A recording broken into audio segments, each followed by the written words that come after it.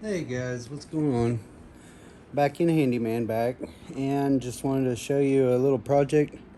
I got the four-wheeler done and rebuilt that motor and all that. Uh, Maybe I should have done a little video about that, but I wasn't sure how to do it. So I had to watch quite a few videos myself to do it, and I hate to put a video of how to fix something when you don't quite know what you're doing. But this right here, I distressed this quite a while ago. Kind of a different kind of distressing, if you may. This is a sofa table, and I put these on here to where the top would lock down. But the top lifts up, like if you're sitting at the couch and you want to eat, you know, your legs would be right here, and then you lift it up, and then it's over the chair at you. But which is really nice, and I did this for my wife. I put Baby Yoda on it. A lot of people think that kind of ruined the piece. The distressing was fun. It all looked like that in there, but I sanded it down, and then I painted it black, and then I painted it green, and then I sanded it down. Of course, in between each coat of the paint, I had to sand a little bit, but that's all right. But what I'm doing with this is it's so big, there ain't really a lot of storage inside of here, which is because of these doors, which I'd rather not have the doors. I'd rather have just a big box that the lid closes down for blankets. So watch me turn this into a blanket holder, hideaway, or whatever you want to call it. But first, I gotta remove all the insides, and then we'll see where we're at. Yep, and this is what it looks like after we got all the guts out of it. Sorry if you hear the background cars. I actually do the voiceovers while I'm out doing my morning walk. It's the best time to do it without the kids running around and screaming and getting everything all crazy. So you'll hear cars driving by. I'm just walking around the park right now.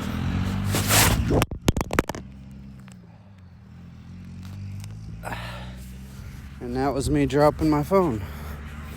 But anyways, first things first, we got to take off the fronts of these doors, because we still want to have it look completed, but at the same time, we don't want big open holes in the front of it. That's for sure. But really, you take off them screws on the inside, and then you just rip off the front. That's all it is. And I left that front board on it, which I could have just left the screws in it now in retrospect, because the screws hold the front onto it, but it was glued to the actual drawer panel, so therefore I didn't really know it was glued. So when I ripped off the fronts, it stayed on there. But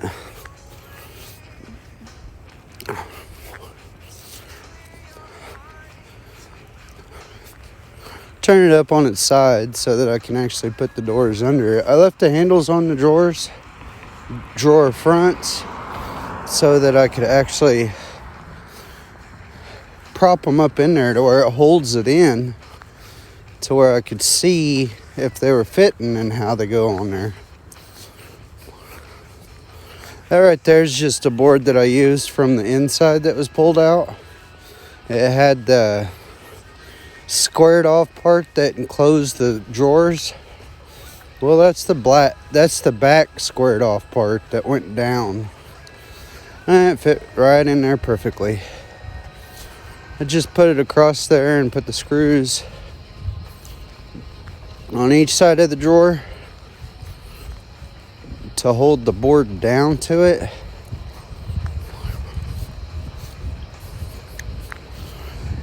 Because with my kids, I don't want them ripping off the front of it and making it look all stupid.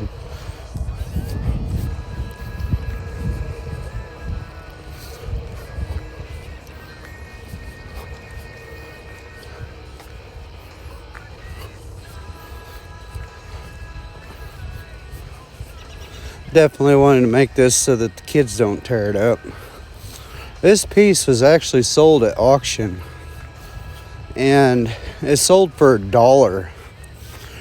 But the person that bought it didn't even come and pick it up. So I was like, all right, well, I'll make something out of it since nobody wants it. And then I put the door fronts on like that after I lay it back down. I wanted to lay it down so that the door fronts were even and I could see where they were sitting on there. Since I got the glue on there, I just put 3 little screws in each door front to hold them firm. Then after that glue sets up, I don't think I'm going to be able to get them off again, but that's okay. This is a permanent fix. Those drawers, we never ever used them, so I kind of felt that they were just kind of pointless to have on there in the first place. Because we like putting blankets in the top of this, and with them drawers in there, it made it to where you couldn't even shut the darn thing if you put more than a blanket in there.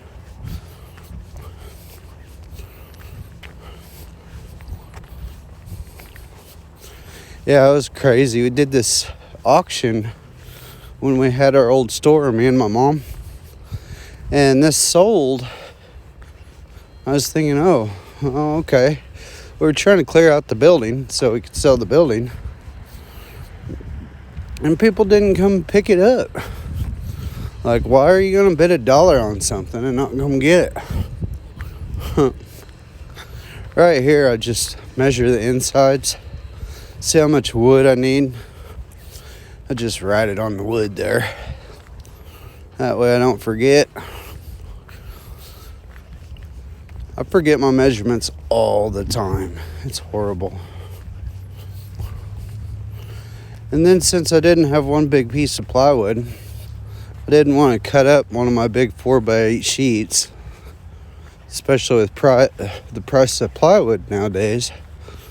It went crazy expensive.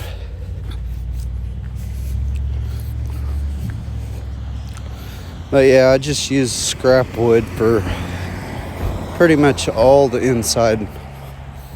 Make it solid. This 3/4 inch plywood that I'm using for it.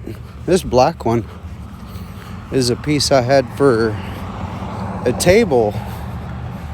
A coffee table that was set up like a coffin looking like.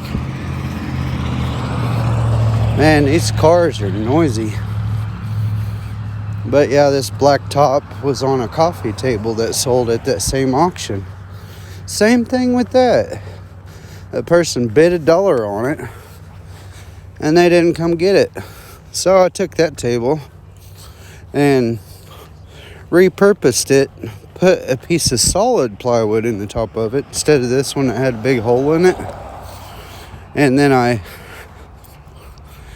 put a decal on it and clear coated over it, just like I did with this actually. Except that one had the big Metallica logo and the table was like a chrome looking thing. And here I am cutting down the boards for the inside.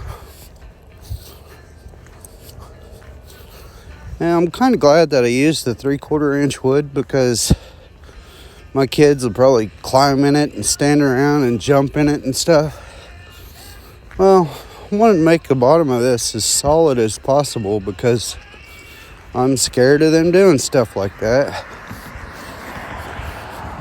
One of these days, maybe they'll play hide and seek and one of them will hide in this thing because all of them can fit in it. Shit, I could take my 3-year-old and my 11-year-old and fit them both in it and close the door probably after it's all done. It's pretty good size on the inside, that's for sure.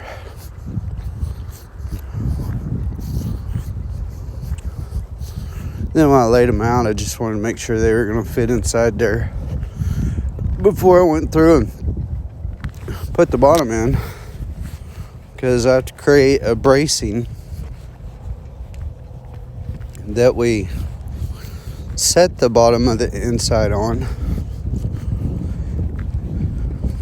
You can't just put the plywood in there and screw it to the sides. That'd look tacky. The way I'm doing it is so the outside all stays intact and the inside is what's going to change. Right here I'm just cutting down some 1-inch mounting strips for the bottom board that we're going to stick in there that we just ripped down. Kind of fumble around there. You always want to make sure you use safety glasses and stuff with any kind of cutting. Trust me, getting them wood shivers in your eyes, they definitely don't feel very good. Honestly, you should wear gloves too, but I get in a hurry and I don't really think about that kind of stuff. But one of those kind of do as I say and not as I do kind of things.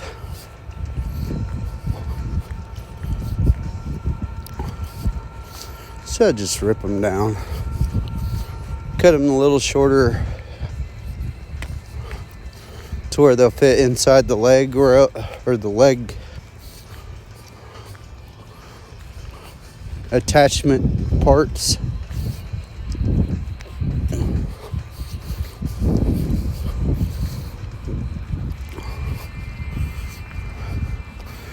And I just figured out this is a left-hand circular saw. I'm right-handed. Makes it easier if you want to see the blade while you cut, I guess, but I didn't even realize they had left-handed and right-handed circular saws until I got this one. I changed out my 18 volt to 24 volt, and the 24 volt kit was really nice and everything, but it gave me a left-handed saw, man. Didn't even think to look at that before I upgraded. But that's alright. I got a circular side that is on the cord that's right-handed. So this one just gives me the alternate option of being able to cut with my left hand, I guess.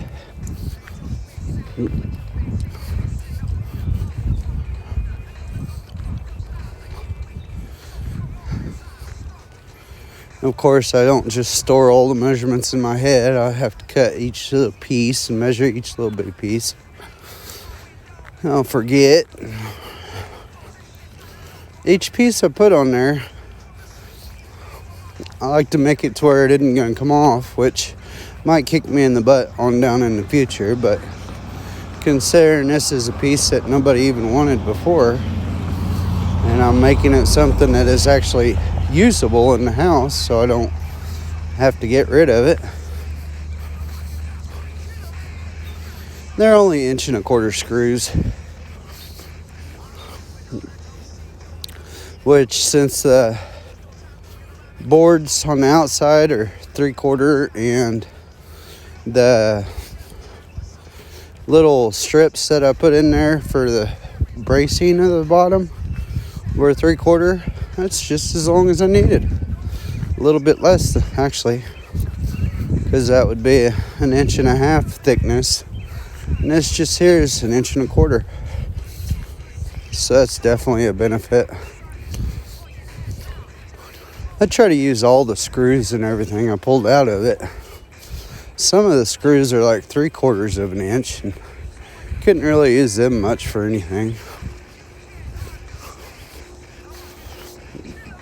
And I like these countersink bits that have the actual drill bit that comes out. I have a bunch of countersink bits that are all different kind of designs. There's some that just have a metal piece that comes out instead of a drill bit. The drill bit ones, you can actually change the drill bit if the drill bit gets dull.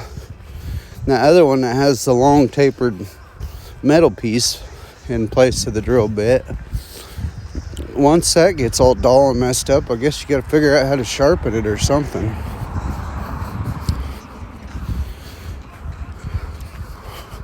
Make sure to pre-drill everything, because when you get down to 3/4 of an inch or an inch and smaller, at that point, if you don't pre-drill the holes could blow out the board. Then you have to cut another board. Big waste of money. Which in this case, I'm not really wasting any money. All this is scrap wood I had laying around. Some of the screws were out of my bucket for the sheetrock screws for the house, but I have a big old trash can full of screws. I could have used those. Everybody has their little extra odds and ends bolt buckets.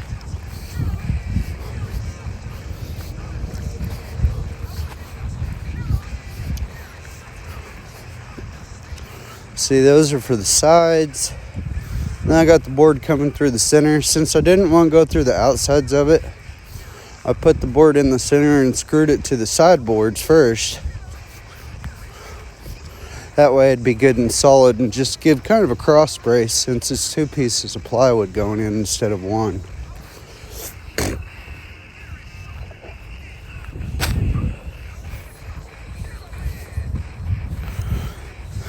When I did that angled screw going in the side, I was thinking that I put screws in going straight, double screws, and then I do one in the center. After I did that screw going in diagonal like that, I realized that I'm lucky I didn't hit the other screw that was going in straight.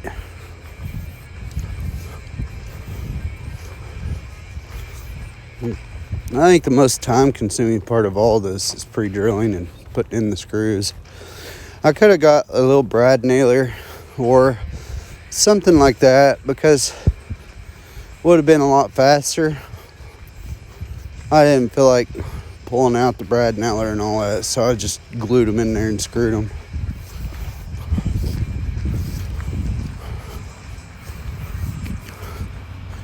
Should have, because it seemed like it took forever to get this done. All I did was replace the bottom of it. It's crazy. Sometimes take longer than you think they will, and that's for sure. Sometimes you can't help it.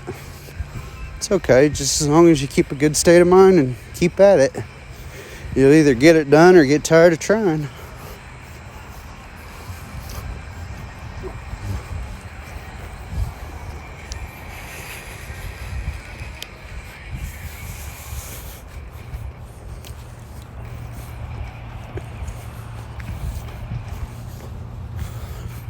After watching this video, I realized I got that glue on the inside there from pulling that up after it was done.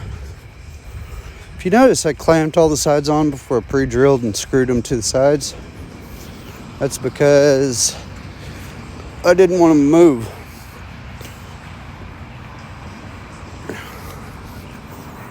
I want a solid bottom that sets flat and flush. So therefore, you make sure you get it all straight with them corner supports for the legs. That keeps it good and sturdy.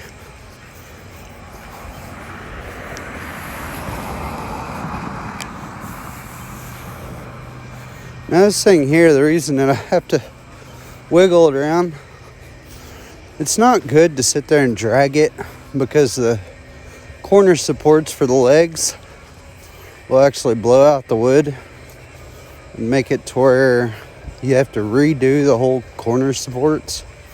And I have had to do that on one of them before already.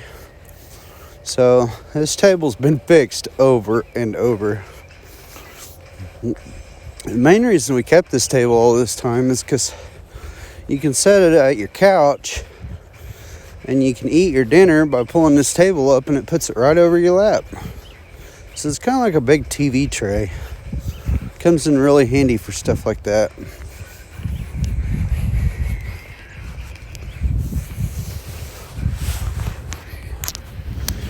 And of course, to screw the bottom to it.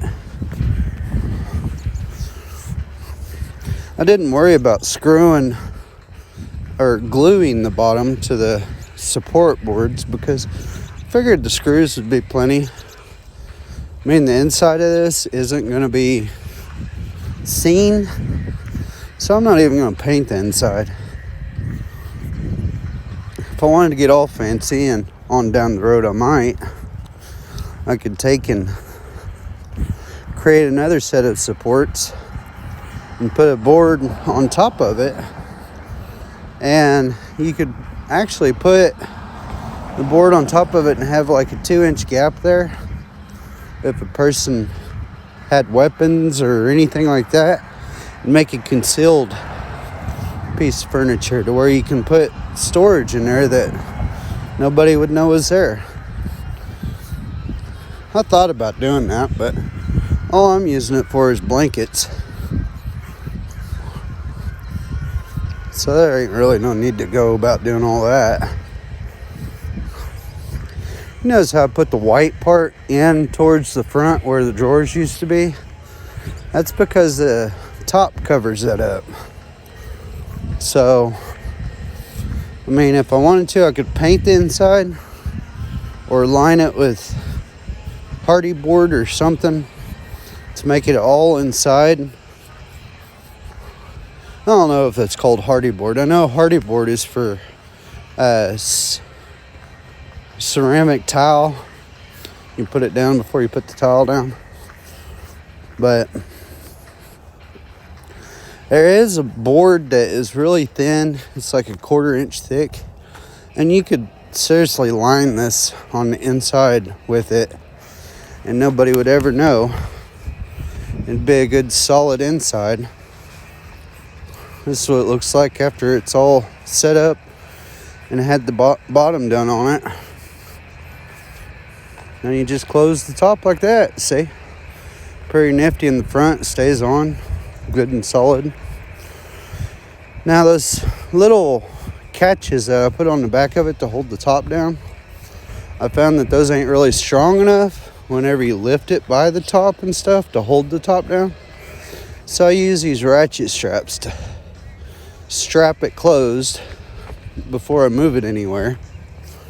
Now the fun journey is taking this upstairs and putting it in my game room because the kids always have the blankets all over the place.